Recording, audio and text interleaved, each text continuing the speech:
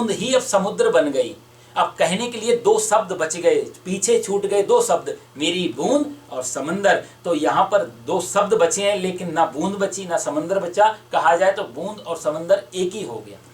उसी बात के लिए सूरदास जी कहते जब मैं था तब हरि नहीं। जहां तक मैं रहूंगा तब तक ये श्लोक समझ में नहीं आएगा साहब। अब हरि है मैं नाई। जब जब जब उसका पता पाया तो मेरा पता नहीं है। जब तक मैं उसको खोजता था तब तक मैं था, और जब जिस दिन से वो मिल गया उस दिन से मैं ही नहीं बचा।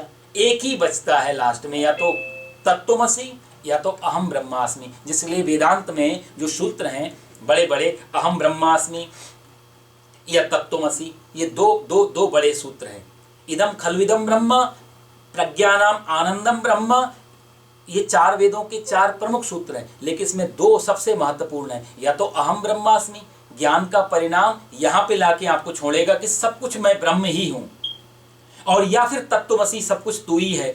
एक ही रहेगा, या तो तू ही तू रहेगा, जैसे नानक कहते हैं सब तेरा, तेरा के बाद संख्या अटक जाती है, अब तेरा, अब मैं बचा ही नहीं। तो या तो सब तू है और या सब कुछ मैं हूं। जहां दो नहीं हूं वहां पर ये श्लोक समझ में आएगा कि ब्रह्मार्पणम ब्रह्म हविर ब्रह्माग्नो ब्रह्मणाहुतम। जहां दो हैं वहां पर भेद है, वहां पर आसक्ति है, और वहीं पर खटपट शुरू होती है। असली खटपट दो के बीच में शुरू होती है।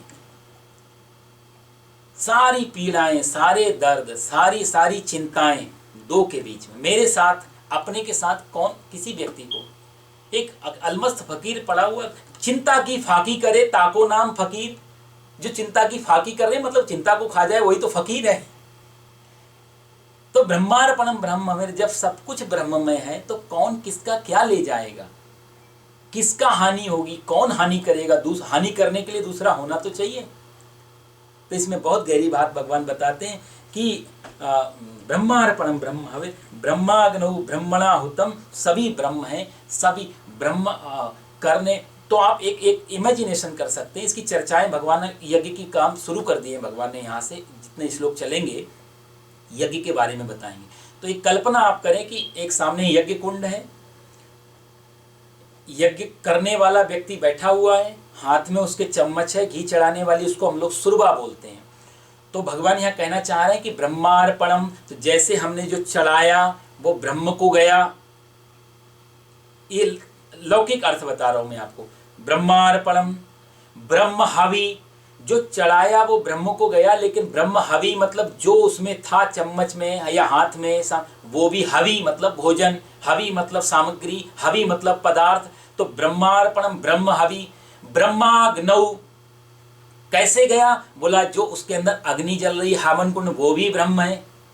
ब्रह्मैव तेन, जो जो जो जो डाल रहा है, जो दे रहा है, वो यज्ञ करता, भोजन करने वाला या उसको संपादन करने वाला, वो भी ब्रह्म है। और ब्रह्म कर्म समाधिना, और ये जो जो पूरा कर्म हो रहा है ये भी ब्रह्ममय है। ईश्वर अंश जीव अविनाशी। तो ये सारा का सारा जो है वो खेल ब्रह्म के अंदर ही घट रहा है। सब कुछ ब्रह्म हो गया। तो इसलिए ये थोड़ा कठिन है, क्योंकि हम लोग अभी तक जब कहते हैं ना कि भगवान इससे पहले जो शर्त लगा चुके हैं मैं की या मेरे की हटानी, तब तक इस श्लोक बड़ा कठिन होगा समझना। क्योंकि हम सब लोगों के लिए भगवान और मैं, ये दोनों चीज़ों, तो भगवान मेरा कष्ट दूर करो, तो ये श्लोक कैसे समझ में आएगा। क्योंकि भगवान और मैं, तो आप मेरा कष्ट दूर करो, मतलब आप एक अलग चीज हो, मैं एक अलग चीज हूं। इस श्लोक में कह रहे हैं ब्रह्मार्पणम ब्रह्म हविर, सब कुछ ब्रह्ममय है। थोड़ा सा कठिन है गीता कई अर्थों में, लेकिन सुननी तो चाहिए। क्योंकि चीजें यदि थोड़ी थोड़ी भी पकड़ में आती हैं, भाव भी पकड़ में आ जाए, तो कल को यदि चिंतन करने बैठेंगे तो हमारे पास की तो होगी, चीजें तो होंगी। एक आदमी, मैंने आपको पहले भी कहानी सुनाई थी, एक आदमी गुरु जी के पास गया, महात्मा जी के पास, चेला बना लो महात्मा जी। महात्मा जी उन्होंने चेला बन जाओ, ज्ञान सिखाओ मेरे को।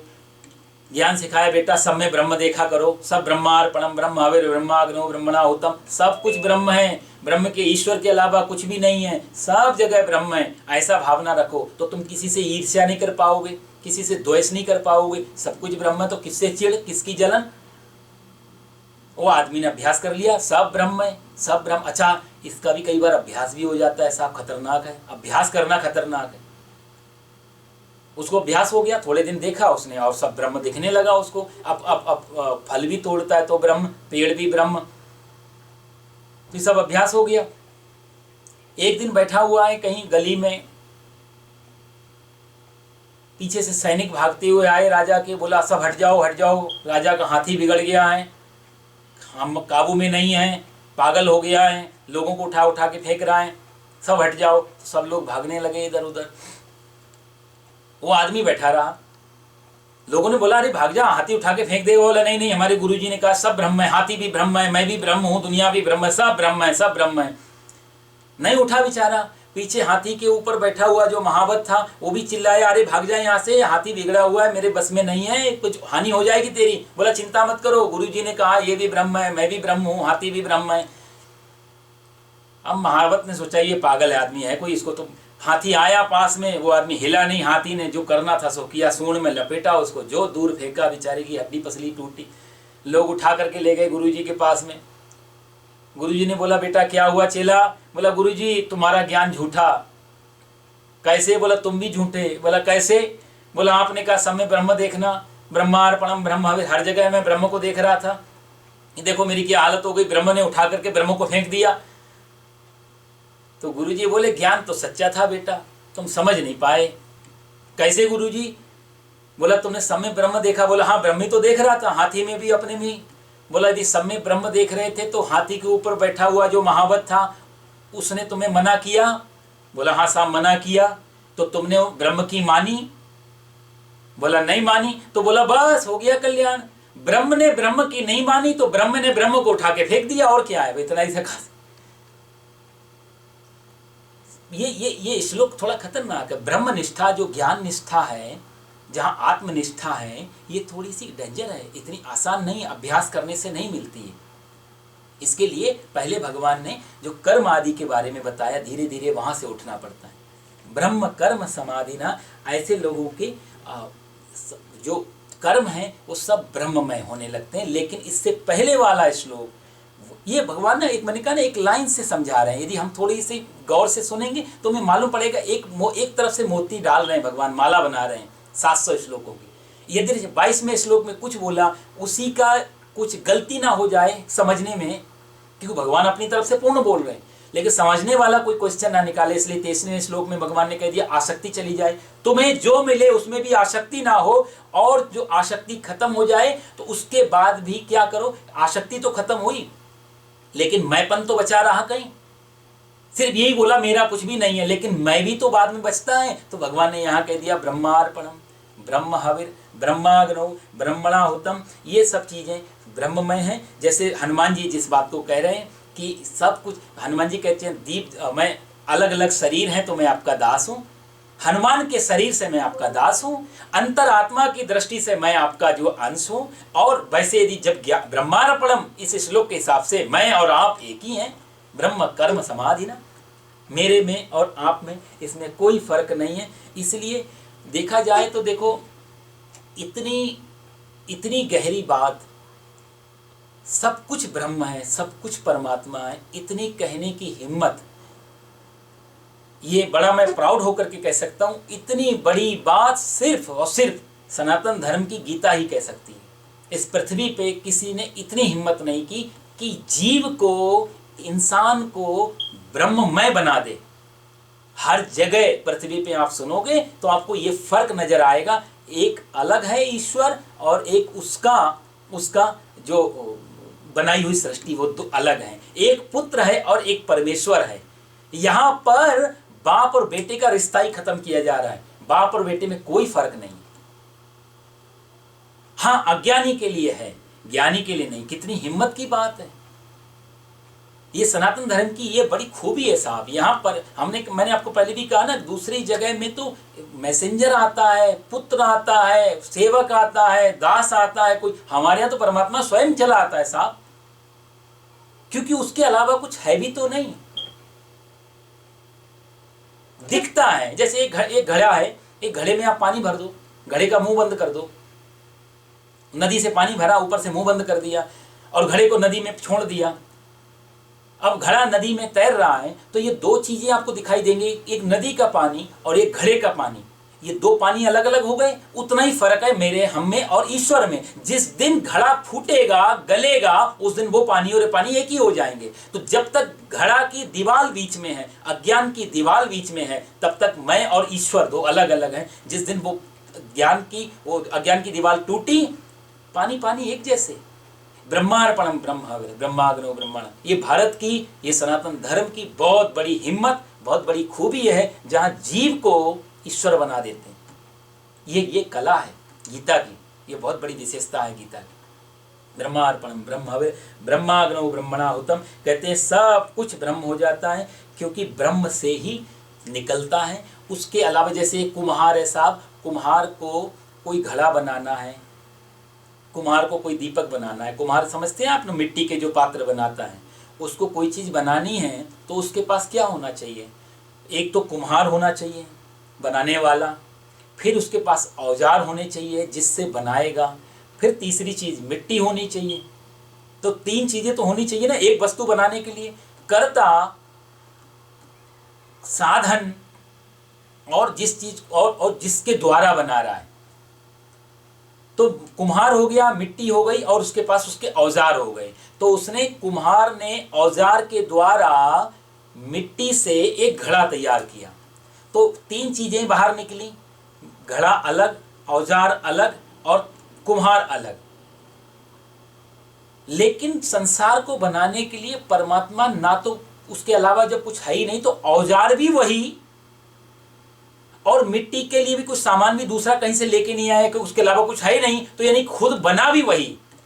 मजे की बात, घड़ा भी वही, औजार भी वही, कुम्हार भी वही। यही विशेषता है। हम जो चीज बनाते हैं, हमारी चीजों में तीन चीजें टूट जाती हैं। बनाने वाला अलग रह जाता है, जिससे बनाया जाता है वो सामान अलग हो जाता है, और बनने वाली चीज अलग होती है। संसार और परमात्मा की खूबी यही है कि उसके लिए कोई साधन की जरूरत नहीं पड़ती है, वो अपने आप ही बनाता है, खुद ही कहा जाए तो खुद ही बनता है। इसलिए ज्ञानी में और सामान्य अवस्था में एक बहुत बड़ा फर्क पड़ता है। हम लोग आम तौर से कहते हैं कण कण में परमात्मा है, कण कण में परमात्मा है, लेकिन साहब ये सनातन धर्म की बहुत बड़ी खूबी, ज्ञान की परम अवस्था में फिर कण कण में परमात्मा नहीं है, कण कण ही परमात्मा है। इतना अंतर पड़ जाता है, हर कण परमात्मा है। क्योंकि जब हम बोलेंगे कण कण में परमात्मा है, तो भी दो चीज में हम तोड़ रहे हैं ज्ञान को। लेकिन जब हम कहते हैं कण ही परमात्मा है, कण कण ही, ये ज्ञान की बहुत, वहीं से ये श्लोक शुरुआत होता है। ब्रह्मार्पणम ब्रह्म हविर ब्रह्माग्नो ब्रह्मणाहुतम। बहुत सुंदर श्लोक है। और वैसे भी देखा जाए तो हमारे पास है भी क्या, यदि आप वेदांत पढ़ें या वेद में, ऋग्वेद आदि में आता है, ये एक लाइन आती है कि कैसे संसार बनता है। तो सबसे पहले हम एक तत्व को मान के चलते हैं। सारे धर्म ग्रंथ मानते हैं एक शक्ति है, परमेश्वर है, कोई भी चीज का, पर पीछे एक है जिससे ये तैयार हो रहा है। तो वेदांत कहता है कि सबसे ऊपर परमात्मा या ब्रह्म।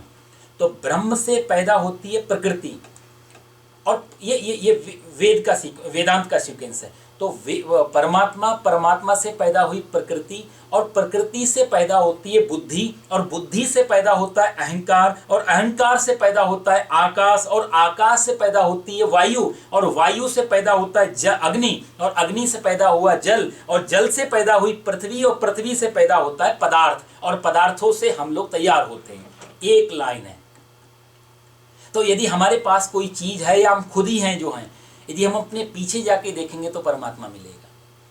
अंतिम अवस्था में तोड़ेंगे उस चीज को तो परमात्मा मिलेगा। जैसे हमने एटम को तोड़ा तो तीन चीजें हाथ में आई, लेकिन तीनों में भी कहीं ना कहीं एनर्जी मिली, ऊर्जा तो मिली हर जगह में, शक्ति तो उसी ऊर्जा की है।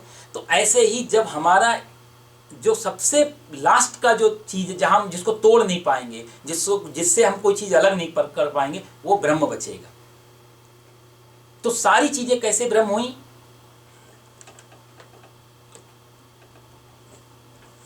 हेलो, आपको आवाज आ रही जी मेरी?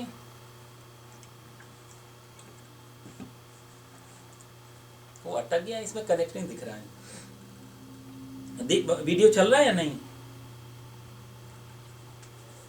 चलो अब ये ठीक करेंगे जी।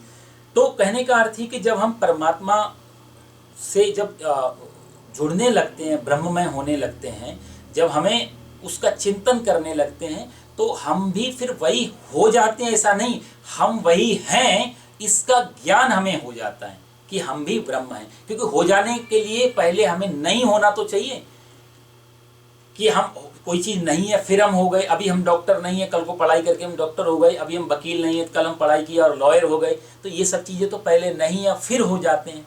लेकिन ब्रह्म नहीं होते तो हमारे पास कोई ऑप्शन नहीं होता ब्रह्म होने का। सिर्फ नहीं है, ये सिर्फ अज्ञान की धारा बीच में रहती है। जिस दिन अज्ञान की धारा टूटती है उस दिन सब कुछ, तो जैसे कहा जाता है ब्रह्मार्पणम, ये ब्रह्म का जो सुरवा है जो वो भी ब्रह्ममय है, अग्नि है वो भी ब्रह्ममय है, और जो जो यज्ञ करता है वो भी ब्रह्ममय हो जाता है। म्यूट है, अच्छा अच्छा, अब ठीक है, आइए बात। अच्छा, तो सब कुछ कहते हैं फिर ब्रह्ममय हो जाता है। कि फिर जितने भी पदार्थ भगवान यहाँ बता रहे हैं ना, कि सामग्री भी, सुरवा भी, मंत्र भी, यज्ञ करने वाला भी, यज्ञ में का फल भी, यज्ञ का लक्ष्य भी, यज्ञ किस लिए किया जा रहा है, क्या क्या चाहिए, उद्देश्य भी, वो भी ब्रह्म है। कहा जाए तो सब कुछ ब्रह्ममय हो जाता है। ब्रह्मार्पणम ब्रह्मवे ब्रह्माग्नो ब्रह्मणाहुतम। ये जो हम लोग भोजन आदि करते हैं, भगवान को भोग लगाते हैं, वहाँ भी हम लोग बोलते हैं ना, प्राणाय स्वाहा, अपानाय स्वाहा, व्यानाय स्वाहा, समानाय स्वाहा, उदाना। ये सब प्राणों के नाम हैं। कि हम जो जी रहे हैं, हम जो हैं, हमारे जिसको हम बोलते हैं जिंदा हैं, तो प्राण हमारे अंदर उसी कारण जिंदा हैं, तो हम उसको भी भगवान में बनाते हैं। ये सब तेरे लिए अर्पण है, यानी कि मेरी जिंदगी भी तेरे लिए है। जिससे हम सर्टिफिकेट मिलता है कि हम जिंदा हैं, वो सर्टिफिकेट को भी हम अर्पण कर देते हैं। प्राणाय अपानाय व्यानाय समानाय उदानाय बोल करके। तो ब्रह्मार्पणम ब्रह्म हवे ब्रह्माग्नौ ब्रह्मणाहुतम। ये दृष्टि आ जाए, थोड़ा सा कठिन होता है, लेकिन थोड़ा थोड़ा अभ्यास यदि जीवन में चलता रहे तो आसान हो जाए। लेकिन एकदम से नहीं, जाना पीछे ही पड़ेगा। यदि एकदम से हम इस चीज़ में उतरे तो खतरा है, क्योंकि ये बहुत बड़ी खाई बन जाती है। जब हम स्टेप बाय स्टेप उतरते हैं, जब ये सीढ़ी से नीचे ही पहुंचना है, तो आदमी बोले एक एक सीढ़ी क्यों उतरे, फिर छलांग ही लगा दो। तो छलांग लगाने से साहब जो होना है वो होता ही। तो स्टेप बाय स्टेप, तो भगवान उसी स्टेप को बता रहे हैं कि पहले जो मिले उसमें संतुष्ट रहो, फिर जो है उसमें आसक्ति मिटाओ। जब मैं और मेरा खत्म होने लग जाएगा तो फिर कौन निकल के आएगा? बोला फिर ब्रह्मार्पणम निकल के आएगा। थोड़ा कठिन पड़ेगा। एक संत के घर में चोरी हो गई। संत बैठे थे कुटिया में, तो एक चोर आया और चोर के हाथ में चाकू है, रात का समय। अब वो फकीर बेचारा कुछ अपना लिख रहे थे, ग्रंथ पढ़ रहे थे। उसने देखा चोर को, चोर भी घबराया कि अरे मैं तो सोच रहा था फकीर सो रहा होगा, ये तो जगी रहा है। तो थोड़ा सा घबराया, लेकिन सावधान हुआ, चाकू बाहर निकाल लिया। तो फकीर ने बोला, हाँ भाई कौन हो, क्या काम, रुक जाओ 2 मिनट, डिस्टर्ब मत करो, मैं कुछ पढ़ रहा हूँ, पढ़ने दो फिर बताना। तो चोर ने भी ऐसी आशा नहीं की थी कि इतना कॉन्फिडेंस से कोई बोलेगा, तो बेचारा वो भी चुपचाप से बैठ गया 2 मिनट। फकीर ने अपना जो कर रहा था वो कर लिया। बोला हाँ बताओ कि इतनी रात में कैसे आना हुआ, कौन हो आप? तो चोर ने बोला मैं चोर हूँ, और तुम्हें डर नहीं लगता, मेरे हाथ में नंगा चाकू है बिल्कुल, फिर मेरे से पूछते हो कौन हो? मैं चोर हूँ। तो फकीर बोला तुम चोर हो मुझे तो नहीं लगते, लेकिन फिर भी तुम आ गए इतनी दूर से, तुम्हें मालूम नहीं है तुम किसके यहाँ आ रहे हो? फकीर आदमी यहाँ क्या होगा, कम से कम पहले से बता देते तो हम आपके लिए कुछ व्यवस्था करके रखते। इतनी दूर से चले आए पैदल पैदल, खाली हाथ लौट के जाओगे तो इज्जत मेरी भी जाएगी।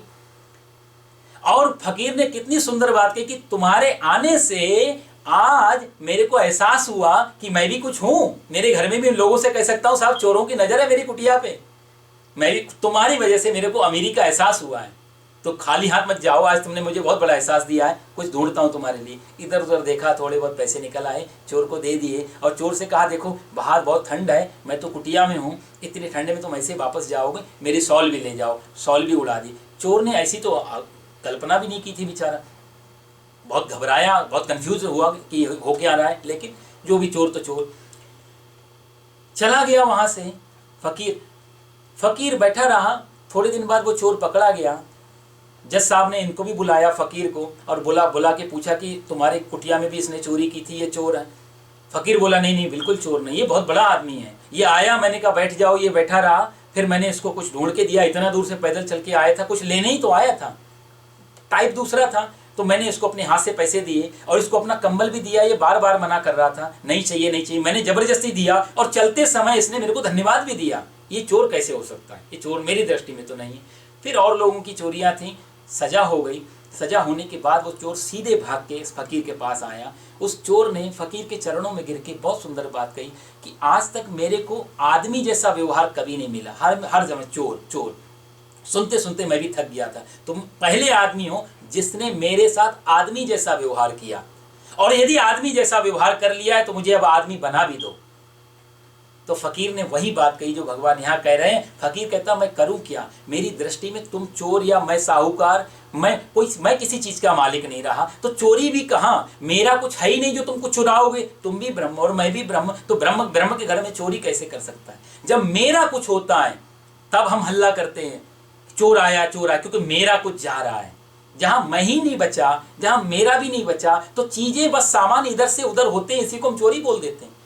ज्ञानी की दृष्टि है साहब, चीजें इधर से उधर हो रही हैं, चोरी होती ही नहीं, सिर्फ इधर से उधर हो जाती हैं। आज मेरे अकाउंट में पैसा है, वो अकाउंट में दूसरे के चला जाएगा, सिर्फ फेर बदल, अदला बदली, इतना। आज हम मालिक है किसी चीज के, कल को उसका मालिक बदल जाता है, इसी का नाम चोरी। लेकिन जब ब्रह्मार्पणम ब्रह्मवीर, सब जगह यदि ऐसी दृष्टि आ जाएगी तो न चोर बचेगा, न जज बचेगा, न साहूकार बचेगा। कहा जाए तो कोई क्राइम बचेगी ही नहीं। क्राइम भी तभी तक बचती है जब मैं बचा रहता है और मेरा बचा रहता है। ब्रह्मार्पणम ब्रह्मवीर ब्रह्माग्नौ ब्रह्मणाहुतम, यही बात महात्मा बुद्ध ने अंगुलीमान से कही थी। अंगुलीमान की आप कथा जानते हैं। अंगुलीमान ने पूछा मैं तुम्हें मार दूंगा, तो बुद्ध ने बोला तेरी तलवार मेरे तक नहीं पहुंच सकती है, क्योंकि तू मारेगा भी, ये तलवार निकल जाएगी गर्दन के बीच से, ये गर्दन और शरीर अलग अलग हो जाएंगे, लेकिन वो तलवार मेरे तक नहीं पहुंचेगी। तुझे मेरे बारे में मालूम ही नहीं है, तो तेरी वहां पहुंच भी नहीं। या कहा जाए तू और मैं एक ही हैं, ये शरीर को अलग कर सकता है, और ये शरीर पहले से अलग मैं कर चुका हूं, कहां तक मारेगा? तो ऐसा ही ये अंगुलीमान इतना बड़ा शिष्य हो गया, हिम्मत दिखाई। अच्छा, इसका कारण भी होता है, एक्सट्रीम लेवल पे यदि पापी भी हो तो मुड़ना बहुत आसान होता है, एक्सट्रीम लेवल पे यदि ज्ञानी हो तो भी मुड़ना आसान होता है। बीच में हम लोग अपना डुमडुमी बजाते रहते हैं, थोड़ा इधर भी, थोड़ा पाप पुण्य भी, थोड़ा सा रिश्वत भी ले ली साहब, थोड़ा टैक्स भी बचा लिया, मंदिर जाके थोड़ा दान धर्म भी कर लिया, मिडिल क्लास हमारी लाइफ चलती रहती है, इधर पूजा उधर गड़बड़, दोनों चीज़ों से। कहते हैं यदि पाप भी पूरी हाई लेवल पे हो जाए तो उतरना आसान हो जाता है, क्योंकि आदमी ऊब जाता है, हर चीज़ से ऊब जाता है, हर चीज़ से ऊब जाता है जिंदगी। पूजा पाठ करने वाला भी व्यक्ति वो ऊब जाता है, उसको भी कभी कभी मन करता है रौनक देखे संसार, रौनक लेने वाला भी व्यक्ति ऊब जाता है, तो उसको लगता है कभी कभी शांति से बैठो। तो न्यूयॉर्क वाले जो है कैंपेन करने जंगल में चले जाते हैं, और जंगली व्यक्ति न्यूयॉर्क घूमने आ जाते हैं, अंतर वहीं पर, मन एक जगह टेकता नहीं। तो जब ऐसी स्थिति आ जाती है, वो चाहे फिर न्यूयॉर्क में घूम रहा हो और चाहे हरिद्वार के जंगलों में हो, कोई फर्क नहीं पड़ता। इसलिए भगवान ने बड़ी सुंदर बात कही। अगला श्लोक हम लोग लेंगे, 26वां श्लोक है। श्रोत्रादीनिन्द्रियाण्यन्ये संयमाग्निसुजुहति, 25वां श्लोक है। दैवमेवापरे यज्ञं योगिनः पर्युपासते, ब्रह्माग्नावपरे यज्ञं यज्ञेनैवोपजुह्वति। भगवान कहते हैं कि अन्य जो दूसरे लोग हैं, दैवमेवापरे, अपरे अन्य, अपरे योगिना दैवम यज्ञम एव, अन्य जो योगी लोग हैं दैव यज्ञ का ही अनुष्ठान करते हैं। दूसरे लोग यज्ञ का अनुष्ठान करते हैं, यज्ञ करते हैं। और अपरे ब्रह्माग्नो यज्ञेन, दूसरे जो ब्रह्म अग्नि में यज्ञ के द्वारा ही जीव मात्र का यज्ञ का हवन करते हैं। देखो इसमें भगवान, अब चूंकि ये यज्ञ जो शब्द है ना, बार बार यज्ञ के बारे में बात करेंगे 27वें 28वें श्लोक तक, कई प्रकार की यज्ञ भगवान यहाँ पर बताएंगे। तो हम थोड़ा पहले यज्ञ को ही समझ लेंगे तो आसानी हो जाएगी अगले श्लोकों को समझने की। थोड़ा पिछले श्लोक में भी मैं बता सकता था, पर अच्छा है यज्ञ शब्द को पकड़ा तो इन जितनी बार भी भगवान यज्ञ शब्द लेंगे तो उसको समझना आसान हो जाएगा। आम तौर से हम लोग यज्ञ बोले, हवन बोले तो हम मान के चलते हैं कि हवन कुंड, हमारे हाथ में सामग्री, एक घी, ब्राह्मण, मंत्र और स्वाहा, इसी को यज्ञ मान के चलते हैं। ये यज्ञ का प्रकार है, एक प्रकार का काइंड ऑफ यज्ञ है, एक प्रकार का यज्ञ है, लेकिन ये ही यज्ञ नहीं है। अभी कृष्ण भगवान जिस गीता में जिस यज्ञ की बात करेंगे वो इससे बहुत भिन्न है, बहुत अलग है। इसलिए कई बार यहाँ पे व्याख्या करने वाले गड़बड़ी कर जाते हैं, वो बार बार उसी यज्ञ, उसी घी, उसी सामग्री को लेके चलते।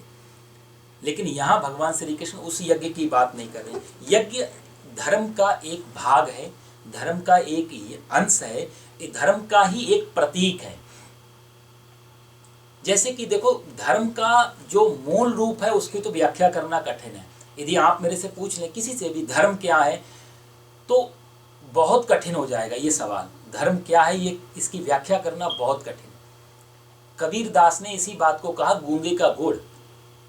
जैसे गूंगा व्यक्ति गुड़ खा ले तो ज्यों गूंगो गुड़ खाए स्वाद काहुन बतावे। जैसे गूंगा व्यक्ति गुड़ खा ले तो स्वाद कैसे बताएगा? गूंगा व्यक्ति तो नहीं बता पाएगा, बोलने वाला भी स्वाद नहीं बता सकता साहब। हम लोग भी स्वाद को नहीं बता सकते, मीठा है कि तीखा है। शब्दों में कोई जान नहीं होती, शब्दों में कोई स्वाद नहीं होता। तो मैंने मिर्ची खा ली और मैं बोलूं बहुत तीखी है, उसको आपको तीखापन नहीं लगेगा। धर्म भी ऐसा ही एक स्वाद की तरह है। धर्म को शब्दों में जब हम ले आते हैं तो वो धर्म नहीं रह जाता, इशारे रह जाते हैं। और जैसे जैसे हम लोगों ने कहीं पहुंचना है तो माइलस्टोन लगे होते हैं, बोर्ड लगे होते हैं, इतने किलोमीटर पे ये शहर आने वाला है, तो वो प्रतीक हैं, वो सिंबॉलिक हैं। कई बार लोग उन प्रतीक को, माइलस्टोन को पकड़ के बैठ जाएं, मील के पत्थर को, साहब ये बता रहा है कि ये इतनी दूर है तो यही हमें पहुंचा देगा। वो आदमी कभी नहीं पहुंचेगा। तो जितनी भी ये जो प्रकार हैं, जो भी पूजा पाठ पृथ्वी पे सारी की सारी, वो धर्म की तरफ इशारे, धर्म की तरफ रास्ता दिखाने वाली चीजें, वही धर्म नहीं है। अक्सर हम लोग पूरे जीवन भर उन्हीं धर्म के इशारों तक ही सीमित रहते हैं। एक आदमी रोज सुबह शाम आरती पूजा कर लेता, सोचते हैं कि हमने धर्म कर लिया। एक आदमी रोज दान आदि कर लेता, सोचता है मैंने धर्म पूरा कर लिया, मैं धार्मिक हो गया।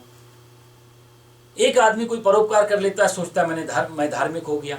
धार्मिक तब ये धर्म का एक हिस्सा का हमने पूरा किया।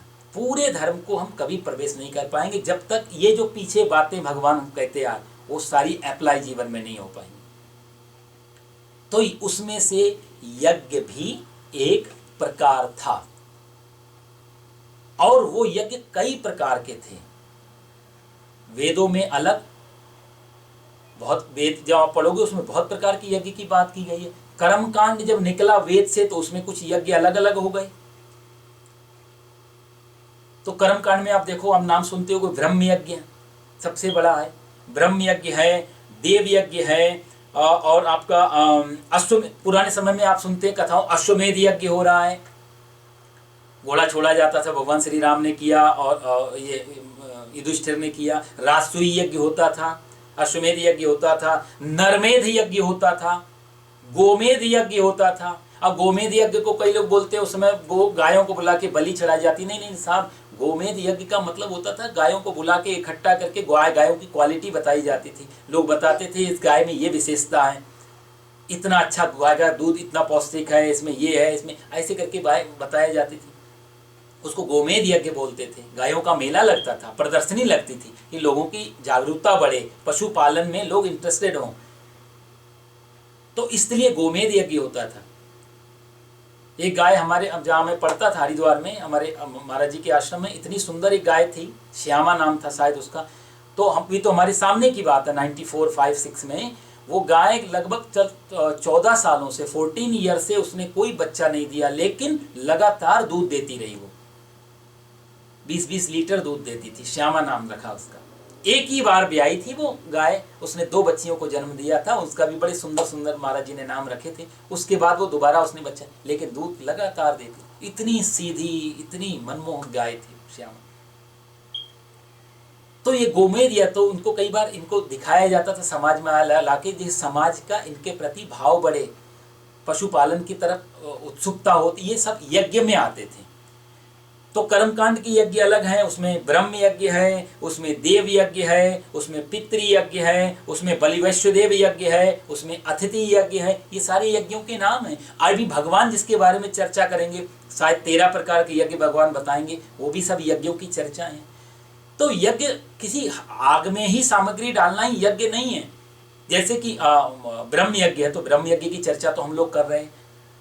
ये जो गीता पाठ है, ये जो स्वयं को जानने की तरफ प्रक्रिया है, ब्रह्म यज्ञ तो है। भगवान कह रहे हैं ब्रह्मार्पणम ब्रह्मविद, ये ब्रह्म यज्ञ है। फिर आता है देव यज्ञ। देव यज्ञ मतलब जो हम घर में पूजा करते हैं देवताओं की। सूर्य भगवान से हमें विटामिन डी भी मिलती है, प्रकाश भी मिलता है, जीवन ऊर्जा मिलती है। सूर्य ठंडा हो जाए तो हम मर जाएं, पूरी दुनिया ठंडी हो जाए तो उससे